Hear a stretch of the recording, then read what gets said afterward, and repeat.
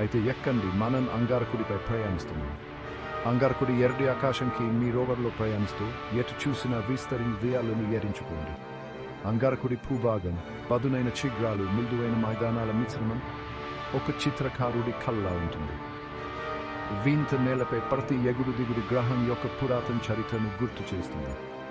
సార వ్యవస్థలోనే అత్యంత ఎత్తైన అగ్నిపర్వతమైన బ్లింప్స్ మోన్స్ దిగంతాన్ని కాపాడుతుండగా మీరు దాటుకుపోతారు.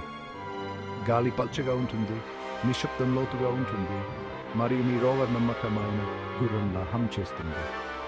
సూర్యుడు అస్తమిస్తున్నప్పుడు ఆకాశం ఎరుపు నుండి గాఢమైన రంగుకు మారుతుంది, మరియు నక్షత్రాలు నృత్యం చేయడం ప్రారంభిస్తాయి. ఇది భూమికి దూరంగా ఉన్న ప్రపంచం, కానీ ఆశ్చర్యం మరియు సాహసభావం సార్వత్రికం. కాబట్టి ఎవరు ఎర్రగ్రహాన్ని అన్వేషించడానికి సిద్ధంగా ఉన్నారు, ఎందుకంటే అంగారకుడిపై ప్రతి ప్రయాణం జీవితకాలం మంది.